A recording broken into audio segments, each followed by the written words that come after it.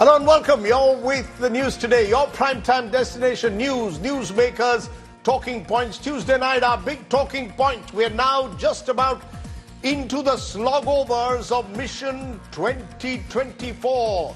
NDA versus India, who has the momentum as we enter the final stretch? We'll bring you two people who've been tracking all the numbers. Also among our special guests tonight, Akhilesh Yadav, the former UP Chief Minister and Samajwadi Party leader.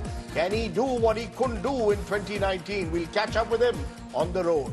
But our top focus today, the question on everyone's lips, Kaun Jeetega 2004? And it's now reached the stage where we are in what you would call in cricketing terms the slogovers. That's right, the Lok Sabha election has entered its final two rounds.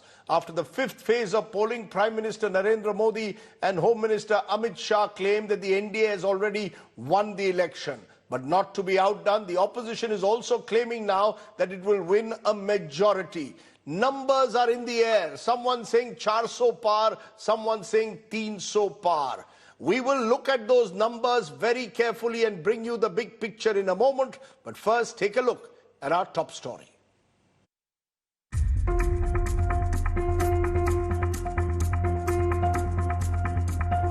Mission 2024 is well past the middle overs and has entered the last lap. Two phases of voting in 115 seats remain.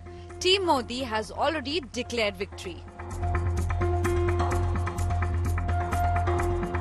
जो पांचवा चरण हुआ, इंडी गठबंधन पूरी तरह परास्त हो चुका है। जनता ऐसी करारी हार देगी, ऐसी करारी हार देगी कि दुनिया देखती रह जाएगी।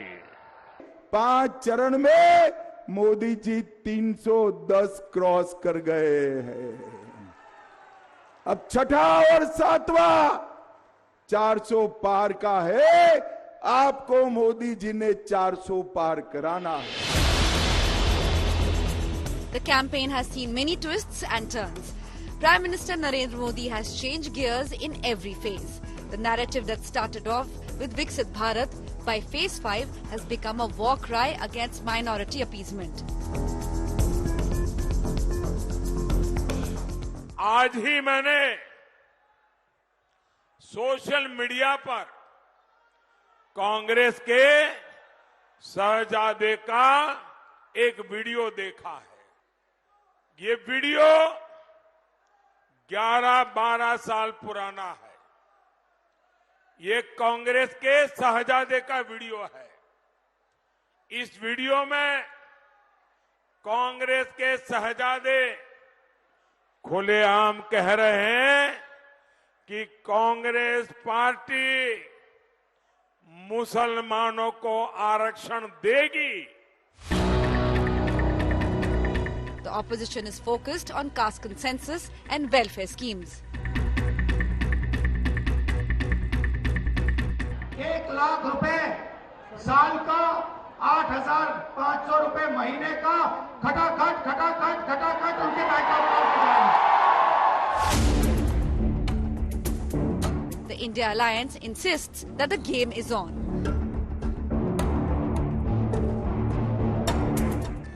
बाय बाय हो रही है उसकी अब। Good bye, thank you, bye bye tata. पहले कह रहे थे 400 पार, 400 पार, 400 पार, अब 150 पार नहीं बोल रहे। जो अब सर्वे के फाइंडिंग्स आ रहे हैं उससे साफ जाहिर है कि 4 जून को इंडिया गठबंधन को अपने दम पे 300 से ज्यादा सीट मिल रही हैं और इंडिया गठबंधन देश को एक साफ सुथरी और स्थिर सरकार देने की दिशा में बढ़ रहा है।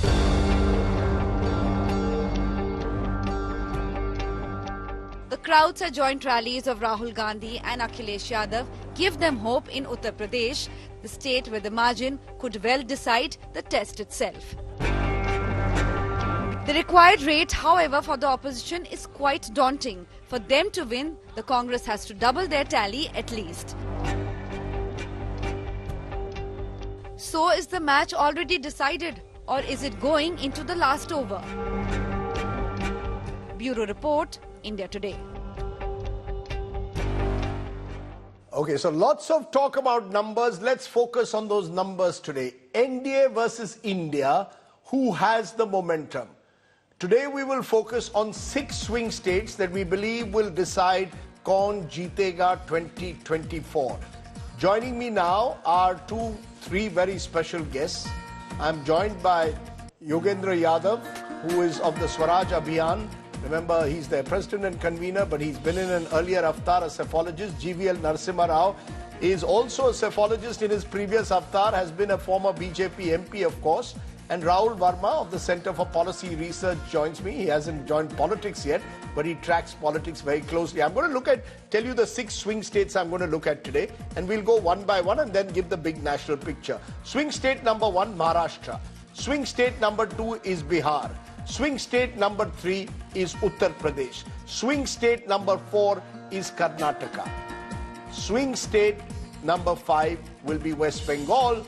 And swing state number 6 will be Haryana. Interesting that we've included Haryana now in our list of swing states. Are these the 6 states that could well decide Kaun Jeetega 2024? As I said, Narasimha Rao, Yogendra Yadav, Rahul Verma with us. Let's go state by state, and I'm going to start with my home state of Maharashtra, because many believe that Maharashtra will set the trend for what could happen in 2024. Why don't you kick off first, GVL Narasimha Rao? Tell us what you believe will happen in Maharashtra. I'll tell our viewers, last time, 48 seats in Maharashtra, the NDA won 41. Alliances have shifted since then, and there's a general feeling this is the one state where you could face a double-digit loss. How do you read Maharashtra? Rajdeep, I think though we have done exceptionally well in 2019, we hope to better our tally in many of the states that you mentioned just now. And certainly Maharashtra is one of them, because our alliance only has got strengthened compared to 2019. So certainly there is no way that BJP or the NDA will lose seats here in Maharashtra. We'll certainly gain, we'll better our tally. I don't want to give a number right now. We are still, I think, let's maintain some decorum, because predictions or projections are not generally expected. So I'll make only general comments in this. We certainly will better our tally in Maharashtra. You see, every election I have seen the general political punditry tells you that BJP is going to lose. And every time that gets proven wrong, because in Uttar Pradesh, let's recall, in 2019, practically everybody said you're going to go further down, because there is no way you can go further up. Okay, then because of the combination of BSP, SP, everyone predicted the BJP will be routed in 2019. That did not happen. When SP and Congress got together in Uttar Pradesh, they could not defeat the BJP in the assembly polls. I think these wishes don't prove to be right every time. Maharashtra, I think we have a tie-up with the Shiv Sena and NCP, and though the big breakaway factions are putting up a fight, we certainly believe we have a much stronger advantage compared to what we had in 2019. So we will certainly better our tally. No way of going down in Maharashtra. Okay. I want to come to you, Yogendra Yadav, because when I look at those Maharashtra numbers, and I want to tell our viewers, please look at only 2019 at the moment. 2024 is not a done deal. But remember, a number of alliances have shifted. So when I say 37 seats there, that's because a few of the sitting MPs have now gone to the Uddhav Thackeray group. But last time, when they contested together, they won 41 out of 48. So 37 in that sense is actually 41. The BJP won 23 out of these. I want to emphasize that. They are contesting 28, Yogendra Yadav, this time. Do you agree that therefore, even if there are any hits in Maharashtra, it could be well to the allies, to the Shinde Sena and the NCP Ajit Pawar group? The BJP believes their 23 seats will be secure in Maharashtra. Rajdeep, may I begin by saying that let's get the terms of this debate right. If Mr. GVL Narasimha Rao is here to claim that BJP will improve upon its performance in Maharashtra, which is to say go above 41, then I think I'm the wrong person for this debate. You should have called someone from Congress who would claim that Congress and their alliance will get 48 out of 48. I mean, if we want to have that kind of a political debate without any substance, we might as well not have a debate. Let's be serious. Let's speak somewhat realistic things which have some substance. I mean, no one, I bet, no one BJP leader in Maharashtra would say what Mr. GVL Narasimha Rao is saying unless you have a camera on. Rajdeep, you have traveled. You know the reality. Now, the simple fact is, and let me begin by saying what you have said. I think it's a fair assumption to make that the losses of the NDA in Maharashtra will predominantly be losses of the allies, not of the BJP. BJP would have smaller losses. Allies, especially Shinde and Mr. Ajit Pawar as well. The fact is that both of them are not seen to be legitimate heirs. Both of them are seen to have betrayed their original party. And everyone in Maharashtra knows, every poll, every newspaper, every reporter has reported. So the only question in Maharashtra, serious question, is how much the NDA would lose, and within the NDA, who would lose. My assessment to begin with was 15, a loss of 15 to NDA, in which 5 would be the loss of BJP, but 10 would be the loss of its allies. However, after receiving reports yesterday from Mumbai, now my sense is that we are looking at a loss of 20, but not a loss of 20 from 37, loss of 20 from 42, I would say. 41 plus 1 is the tally that I would begin, because that's the tally we all remember. 353 was the tally of NDA as it stood in 2019. So 42, I would say, is their tally in Maharashtra. And I'm looking at a loss of about 20 seats. But if you were to be conservative, you could say it's 15. If it's 20, then I expect BJP to lose about 7 or 8. And a loss of 10 to 12 for its allies. But remember, Yogendra Yadav, as I said, BJP is contesting more seats than they did last time. They contested 25 last time. They're contesting 28 this time. They won 23 out of 25. So when you say losses, are you saying in comparison to 2019, the 23 seats they won? Yes, Rajdeep, and that's one of the reasons why BJP's losses would be less, because they're contesting more seats this time. Right. So, if we are looking at a situation where the NDA ends up with something like, let's say, 22 seats, my sense is that BJP alone would get about 16 or 17 out of that. Okay. And the allies, both the allies put together, will get a very serious drubbing, as they indeed have got in Bombay and others. Both of them put together could be reduced to just 4 or 5 seats. That's my sense from Maharashtra. Okay, Rahul Verma. The sense one gets is that Maharashtra really this time has been perhaps the most difficult state to analyze because you've got new alliances. But you also get a sense anyone who travels there can see the anti-incumbency on the ground. You can sense that it is the perfect storm, from onion farmers to those angry with the way governments have changed, to concerns over water scarcity, to the Maratha reservation. It is really the perfect storm. So if there's any state where the opposition seems to have had some momentum in this campaign, it would seem to be Maharashtra. Rajdeep, let me make 3 points. First, I agree with you that Maharashtra is a very, very difficult state, given that alliances have changed. It's nothing new for anyone who's closely following this election cycle. What is more important, and the way I want to think about this election, and especially the 6 states that you mentioned, either we are going to see losses across the board for BJP, which means that across the Northwest, where BJP has done exceptionally well, these 2 to 4 seat losses, which by some conservative estimate, and 10 to 15 seat losses, such as Yogenji pointing out in Maharashtra, if we are going to see losses in every state, then what in the core area, then what's also going to happen, that in some other states like UP and West Bengal and Odisha, where BJP is expecting to make gains, those gains will not take place, which means that there is a national undercurrent. That's my point number 2. But fundamentally, and where we have to talk about is that what has changed about this election. If you think about certain fundamental advantages that BJP had before going into the poll, those advantages still remain with them. leadership, resources, social base, organizational skills, I don't think that has gone to the opposition. Where opposition seems to have managed to make some gains, perhaps on the narrative front. During the election, you hear all kinds of chatter. I don't know what to take as noise and what to take as signal.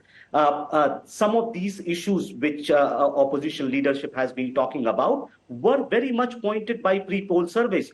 All pre-poll surveys indicated that there is serious economic anxiety in March and April, but they were also giving a head start to BJP by a lot. What I still fail to understand, what has opposition done between March 15th and May 15th that the game has not shifted a little bit, but completely reversed? Okay, I would request you to keep your comments shorter, all of you, because we are going through each and every state of these swing states. Let's turn to Bihar.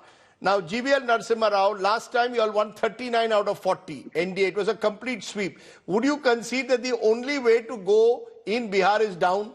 Surely in Bihar, at least you will concede that. And I'm again asking, you're here as a cephalogist as you wanted to be, not as a BJP spokesperson.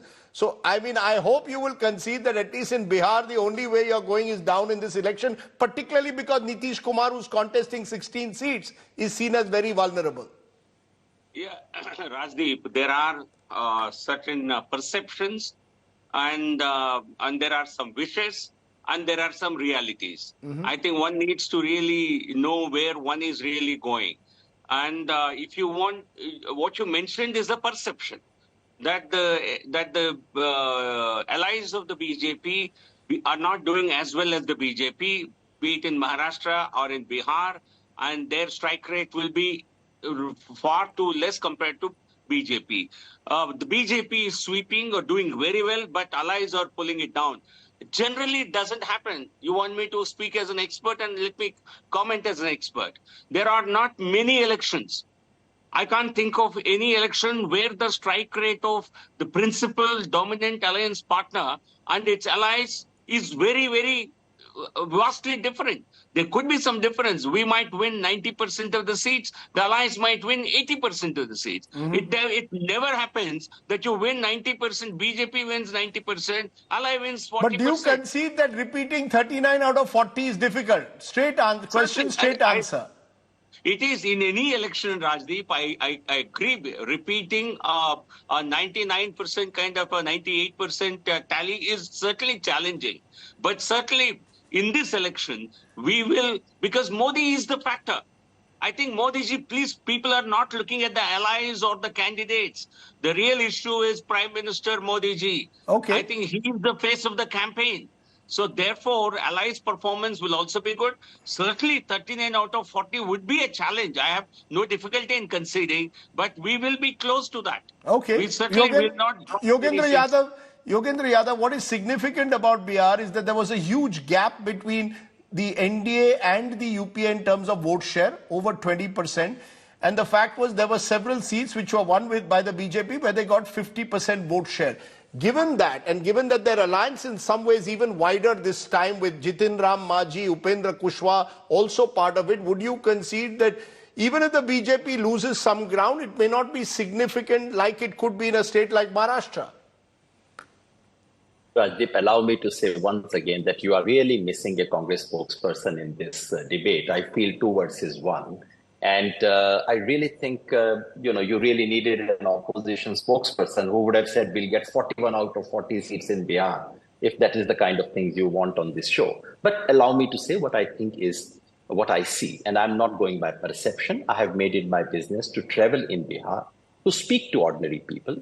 And yes, the important thing that we should discuss and check in this show is whether things have changed from where they were in the pre-poll surveys. And the answer cannot come by trying to do deductive logical reasoning. What has the opposition done? Maybe it hasn't done anything. The important thing is something has shifted on the ground. And this is to be checked by speaking to people. You cannot sit here and deduce what must have happened. So having spoken to people, having spent time, having not just spoken to journalists, but myself spoken to ordinary people, I'll offer you 2 or 3 observations from Bihar. Yes, number one, BJP NDA starts with a massive advantage of 23 points, which is usually very, very difficult to overcome in one election. Yes, their coalition is not smaller than last time, but 2 or 3 things have happened. Number one, Tejasvi has emerged as truly a popular leader, unlike many other opposition leaders. Number two, Nitish Kumar's popularity has taken a dive. He's really mocked at in Bihar. I was shocked and I was actually very sad because he's a very senior leader, very serious leader. He is a butt of jokes in Bihar right now. And number three, the original RJD coalition, which was not merely a Yadav Muslim coalition. Remember, in Bihar, RJD has never been a Yadav Muslim coalition alone. It has always had poor cutting across all communities. That coalition has upsurged. My own sense is that NDA is still ahead in Bihar.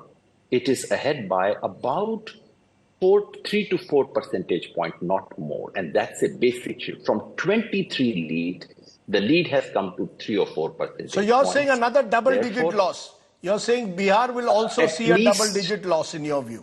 At least 15 seats of loss. From 39, they would come to something like 24. I would not be surprised if they end up with 20 each. Okay. Let's turn from there. That's a big call that you're making in Bihar. I want to turn from there to the swing state of Uttar Pradesh. And the swing state of Uttar Pradesh will matter because remember the BJP won 62 out of 80 seats. Its ally Apna Dal won 2, so 64 out of 80. This is the state where the BJP, many believe, will hope to gain Rahul Verma. That was the feeling pre-poll.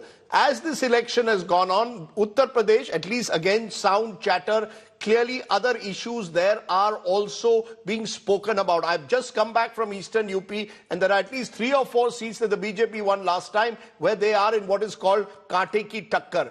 Do you believe these Kaate ki Takkar will pull the BJP through eventually because they have a superior election machine on the ground?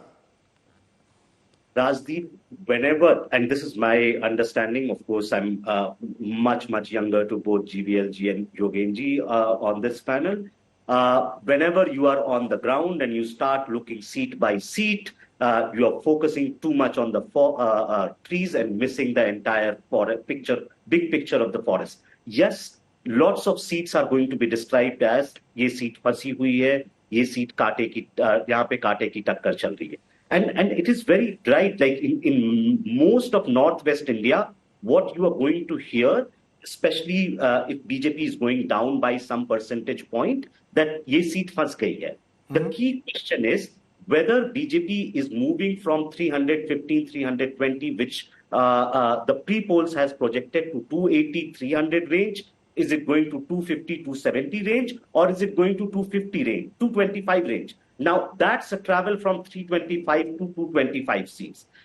The 20 seat is going to be determined by local factors. But if you are going to see a 100-seat movement, as Yogenji is suggesting, then it's a national undercurrent. There is no point thinking about state by state. Okay, I'll come to the national undercurrent in a moment. Is there a national undercurrent? But let's quickly again go state by state. Therefore, GVL, Uttar Pradesh, again, I want you to wear your cephalogist hat. What's your best case scenario for the BJP there? Would you be happy if they retain 62 to 64 that they won last time?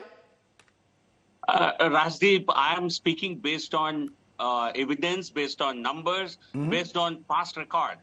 Please tell me which cephalogist predicted 73 for BJP in 2014. Everybody was laughing. My prediction was 55. Everybody thought that was impossible. We went on winning 73 seats. So therefore, what you see as ground perception going around the state, talking to people, doesn't necessarily help you capture the real essence of an election outcome. So you're suggesting there's a wave. You're suggesting there's a wave which is not being captured. Wave. Just simply with BSP, SP together, if they could not really put up a big challenge to the BJP in 2019, today we are a stronger coalition, even in the Western UP where we lost several seats last time. Right. We have RLD also as a part of the alliance now, and there is consolidation of the BJP and there is a division in the opposition vote. And Congress is a burden for the Samajwadi Party. I think I can bet you, if there is one state where I will If there is one party which pulls down in terms of averages, that is the Congress. Certainly, SP will have a better strike rate than Congress, but we will do better than 63. Certainly, 70 to 75 is what we are aiming for, and we are sure to get that tally. Okay, Yogendra Yadav, on Uttar Pradesh, it's a complex state because it's just so large. So you can go to one part of Uttar Pradesh and you can find a very different reading in another part. Are you seeing a common thread to Uttar Pradesh? According to what you seem to be suggesting, is there's an undercurrent. Is Uttar Pradesh, according to you, a state where the opposition is still struggling? This is where the BJP is very formidable because it's got a strong chief minister aligned with the Modi factor. Rajdeep, I traveled about at least 1,000 kilometers in Uttar Pradesh. I agree, traveling doesn't make you very wise. And I would learn psephology from Rahul Verma, and I'll try and look at the forest and not at the trees. But if you travel for about 1,000 kilometers, and if you speak to hundreds of people and on that basis not try to predict seats, but you see the undercurrent, which is what I've tried to do. My sense is the following on Uttar Pradesh. What is working for the BJP? A, their chief minister is not unpopular. B, ration delivery has worked for the BJP. C, the perception that Samajwadi Party rule did not have good law and order still continues. This is what keeps BJP in the game. What works against the BJP? Number one, people are sick and tired of most of their MPs. Number two, the social coalition that BJP had very carefully built, which had large number of EBCs, is beginning to fragment. Number three, for the first time, movement away from BSP is not only to BJP. Astonishingly, I saw, something I wouldn't normally believe, people shifting from BSP to SP. Probably Congress's presence makes a difference there. And as a result, my understanding is that BJP's margin, which was about 13 percentage point last time, has now come down to about 5 to 6 percentage point. And if that is the case, we are looking at about 50 seats. But I don't have an exact thermometer. 50 can easily become 40 as well. 50 can become 55.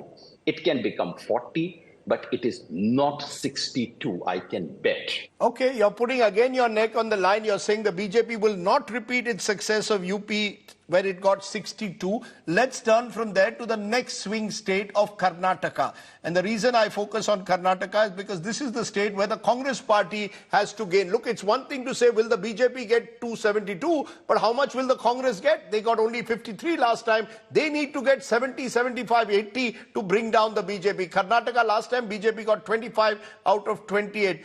GVL Narasimha Rao, let me push you again. 25 out of 28 was an astounding performance. Given the fact that you have a Congress government in power now in Karnataka, would you concede that it is tough for the BJP to repeat here? And this is one of the few states where the Congress can hope to gain. Congress can certainly hope to gain. They have the resources, they have a government. But the reality is they are fighting against a very formidable coalition. BJP alone and the JDS together, we polled more than 65% in Karnataka. The Congress has polled just about half of what the BJP has polled in 2019. So however much they run, they cannot really get past the number to win seats in Karnataka. So we are confident of maintaining our tally with the help of an alliance this time. Okay, so you're saying alliance arithmetic is in favor. The chemistry, though, Yogendra Yadav, let's look at Karnataka closely. There is, I know, a local research unit that got Karnataka assembly election spot on last time, is actually giving the Congress here more seats than they are the BJP. The truth of the matter, though, is Karnataka votes very differently, Vidhan Sabha and Lok Sabha. That's been the history over 30 years. So history is with the BJP. They may not get 25, but their losses may not be as much as many people are calculating. Yes, so what works for BJP in Karnataka, A, is the history that from Vidhan Sabha to Lok Sabha, BJP tends to gain something like 7 to 8 percentage point. That has been the trend so far. And two, indeed, coming of JDS was a major boost for the BJP in Karnataka. what has it delivered on the ground? And that is something you cannot just deduce. You have to actually meet people and speak to them. He did not carry out a survey. It showed that for the first time, that jump from assembly to parliament is simply not taking place. In the first phase, BJP had the advantage because first phase was primarily place where JDS was bringing a lot of heft to the alliance. And the Prajwal Ravanna case had not spread to everyone. Only in Hassan constituency people knew about it. It did not affect the rest of the state. So in phase one, BJP would have led in about, BJP had a clear lead, would have taken about 8 seats out of 14 or something to that effect. In the second phase, however, the the Congress has almost swept both the areas of North Karnataka, partly the Prajwal Ravanna effect, partly the fact that Congress had indeed done very, very well in these areas in the assembly elections as well. And since Jivil mentioned the past figures, if you combine the vote share of JDS and Congress and BJP in the assembly election, the Congress still wins 10 seats in Karnataka. And the information we have is that, in fact, Congress has improved, and the 6th guarantee scheme of Siddaramaiah seems to have worked this time. So I would say here, probably a split. 14-14 is the kind of thing we are looking at, although Edina and many other known commentators would say 16 to 18 seats for the Congress. But I want to be conservative. Okay. Let's turn from there to swing state West Bengal. Rahul Verma, last time the BJP had its best performance here of 18 seats. The BJP is very confident that they can gain here. The Trinamool Congress believes they've made some kind of a comeback in the last couple of weeks. I want to point out the Mahila factor here because across the country, the BJP has traditionally done well among women voters. The one state where they haven't done so well in recent elections among women voters, in the only state with a woman chief minister, is West Bengal. Is this a state where the BJP looks to gain or just hold on to those 18 seats? See, I think it would not be easy for either of the alliances to make substantial gains. Even if BJP is going to make gains in West Bengal, those gains are going to be limited, couple of seats, 3, 4, 5 seats at max. So what you see happening in Bengal is just reversal of who becomes the party number one. And if that happens, if BJP even sort of like crosses, that would be a big psychological change in Bengal politics. And just to go back to a couple of other states you talked about. See, in all Rahul, these... I can't go back. I have limited time. I want to just move because we have to move to the final swing state, which is of Haryana. And the reason I want to look at Haryana is because GVL Narasimha Rao, till a few months ago, and this is where the change slightly has taken place in this election, Haryana was seen by most as a done deal for the BJP. They won 10-0. What's happened? Chief Minister has been changed. Every reporter who's going down to Haryana is reporting anti-incumbency, and the BJP facing a fight virtually seat after seat. Should that worry the BJP, or do you believe still the BJP is looking therefore at states like Haryana as bankable states? Rajdeep, you see, people make a huge distinction between Lok Sabha election and state elections. And this is an election to elect Modi again, Prime Minister Modi ji again. This people know very well. So you cannot, you see, we've seen in Haryana, the assembly elections have been very close, but the parliamentary elections we have swept both in 2014 and 19. In Rajasthan, we've seen Madhya Pradesh, Chhattisgarh last time we've seen how we lost assembly polls and swept the Lok Sabha polls. So if any of you think, if anybody thinks that this election is not this is not seen as a larger national election with focus on Prime Minister Modi ji, I think that is when you will start making these assumptions. I think you make a good point. I think you make a good point, and therefore, and I have a minute, I want to ask each of you, starting with you, Yogendra. We looked at Haryana. It's one of your home states in a way.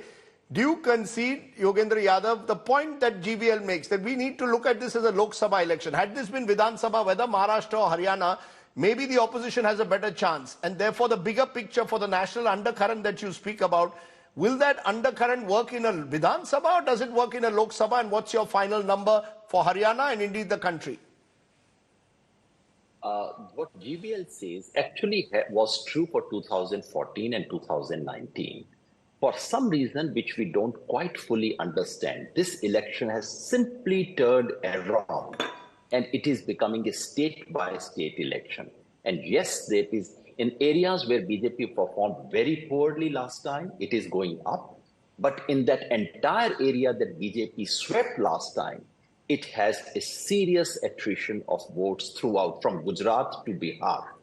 In Haryana, Rajdeep, I'm sitting right now in Gurgaon as I speak to you. And I know I might sound like a Congress spokesperson, but please believe me, and we'll come back on the fore. Congress is winning at least 6 seats in Haryana. It's a wave in Haryana, unlike any other state that I have seen. So, what's your final number then? If this is a wave, in Haryana national undercurrent, what's your number for the BJP and the Congress? My sense for the entire country, Rajdeep, is BJP in no way is going to cross 272. It is probably below 250. NDA may cross 272. It may not cross. I'm not sure. I would not go into details of that. Congress, to my mind, is somewhere between 90 to 100 seats. Okay. If BJP goes down a bit, Congress could come up. And the rest of NDA allies are about 120, 125 seats or so. Okay, GVL, your numbers. Rajdeep, we will better our tally compared to 2019. 2014 was nobody believed 282 was possible. Then nobody believed we could better on that tally. We won 303 seats last time, and we will still do much better on that tally. Okay. I will not put a number to it now, but better than last time. Okay, Rahul Verma, quickly, 10 seconds, your number, if at all there is one. Congress will improve its numbers from 2019, largely owing to improvement in Karnataka, in Telangana, and maybe if they're able to hold on to the in Kerala. Will BJP cross 272? Well, no, I don't think so. The Congress, I think, improve its numbers somewhere around 75 or something. It may go higher, but I think triple digits for Congress is less likely. BJP, I think the base effect of 2019 will continue to in play. 325 was not on cards, and so I don't think even 270 below is also it's a less probability. Okay, we'll leave it there. I'm not going to give you my numbers. I have the opportunity to place it. Why not? Because if I give my numbers, there will be a bit of an earthquake at the moment. And I do not want to give an earthquake before the 1st of June. We will wait to see what our exit poll numbers are. But Yogendra Yadav, Rahul Verma... I hope yours is not like Rahul Gandhi's earthquake. Sir, I play safe. GVL Narasimha Rao, Rahul Verma and Yogendra Yadav, pleasure talking to all of you and giving us a sense of what's happening. Lots of contrary figures as you saw there. Now, someone who really holds a key to what could happen is Akhilesh Yadav, because unless the Congress-SP alliance does well in Uttar Pradesh, they have no chance of preventing a Narendra Modi hat-trick. I caught up with Akhilesh Yadav earlier this weekend. Listen in to what he had to say.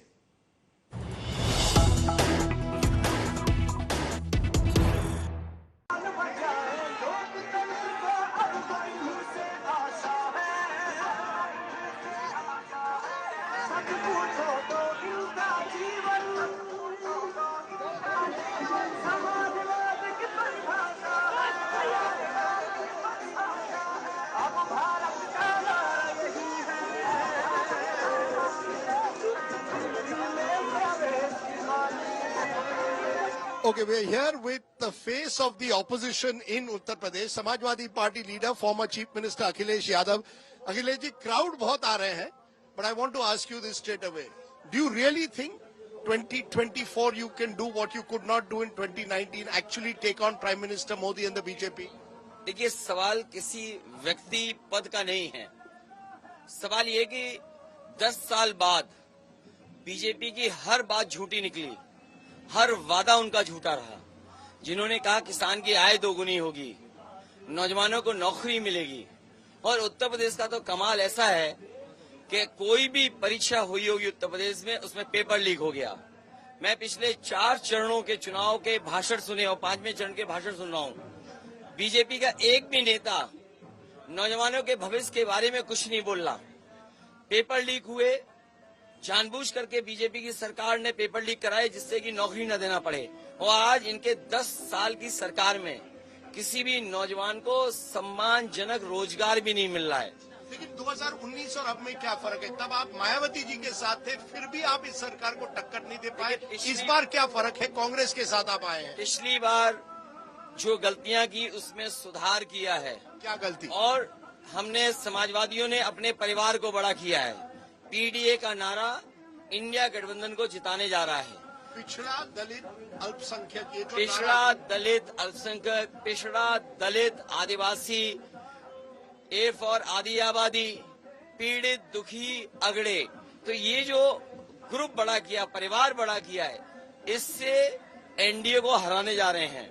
क्योंकि ये लोग समझते हैं कि 10 साल में इनके अधिकारों को छीना है, इनको न्याय नहीं मिला। आज जेल में सबसे ज्यादा वो हैं, इन्हें इलाज नहीं मिल रहा, सरकारी अस्पताल में जाने के बाद भी इलाज नहीं मिल रहा। वो पीडीए परिवार हैं। एक भी यूनिवर्सिटी में पीडीए परिवार का अपॉइंट नहीं हुआ। जो वीसी अपॉइंट हुए, उन्होंने जो अपॉइंटमेंट दिए उसमें पीडीए नहीं है। आप दिल्ली से आते हैं, जेएनयू यूनिवर्सिटी कितनी पुरानी है, वहाँ पे 13% या 15% पीडीए परिवार है। और इसी तरह बीएचयू, वहाँ भी 15% से ज्यादा पीडीए परिवार नहीं है।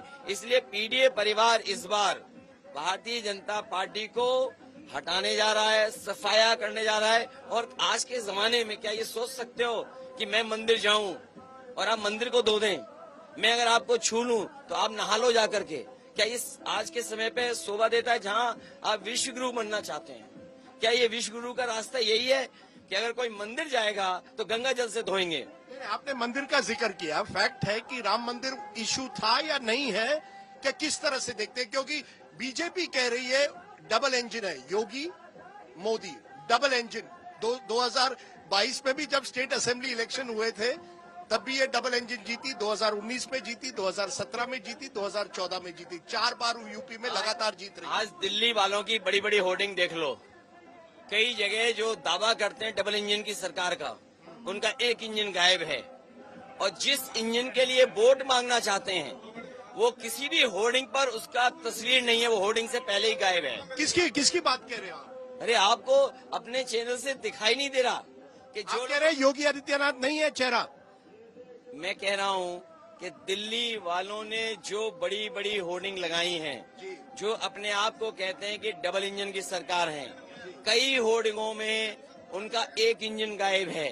जिसके लिए वोट मांगना चाहते हैं वो इंजन एक भी होर्डिंग में नहीं है। अगर आपको नहीं दिखाई देता है एयरपोर्ट से निकलने के बाद भी, तो मैं उसके लिए कुछ नहीं कर सकता। नहीं, आप कह रहे हैं कि ये चुनाव केवल मोदी जी के नाम पे लड़ा जा रहा है, योगी फैक्टर नहीं है।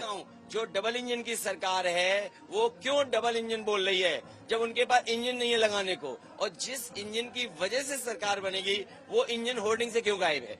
मैं आपको आखिरी में पूछूंगा, राहुल गांधी, आप इस बार राहुल गांधी के साथ आए, यूपी के लड़के, पिछली बार भी 2017 में यूपी के लड़के साथ आए थे, तब आप हार गए। फिर से पूछ रहा हूँ, फर्क क्या है? तब आप राहुल गांधी और अखिलेश की ट्यूनिंग में कुछ है जिससे ये चुनाव आप मोदी जी जैसे व्यक्ति को टक्कर दे पाएंगे? हम लोग देश की खातिर एक हो गए हैं, संविधान बचाना है इसलिए एक साथ हो गए हैं, 83% नौजवान बेरोजगार है इसलिए एक हो गए हैं। और इस बार गठबंधन के साथ साथ पीडीए परिवार और इस देश की जनता बीजेपी की पुरानी कहानी नहीं सुनना चाहती, जो उनके घिसे पिटे डायलॉग वो नहीं सुनना चाहते हैं। 4 चरणों में चौतरफा हार चुके हैं। और जो लोग 400 पार कह रहे थे वो गणित आज समझ में आया। अगर 543 में से 400 हटा दोगे तो केवल 143 की बात कर रहे थे वो। और इस बार 140 करोड़ की जनता इन्हें 140 सीटों के लिए भी तरसा देगी। तो आपको कितने मिलेंगे? आपको कितने मिलेंगे? मैंने कहा जो बची हुई वो बीजेपी के अलावा लोग जीतने वाले हैं। आपको कितने मिलेगी? सबसे ज्यादा जीतेंगे। यूपी में आप सबसे ज्यादा सीटें जीते, 79 सीटें जीत रहे हैं। एक क्यूटो में लड़ाई है। Akhilesh Yadav is, like all politicians, claiming that they will win every seat. But as we know, elections are very different. Before the elections, every political party throws numbers at you. And the truth of the matter is, we will not know till those EVMs are opened on the 4th of June. I'm not going to give any numbers to you. I leave it to you, the voter, to decide who you want to win this election. We will try and bring, at least on the News Today, every night as many different points of view so that you can be a better judge of who wins the battle for 2024. For now, from the entire team on this show, thanks for watching. Stay well, stay safe. Jai Hind. Namaskar.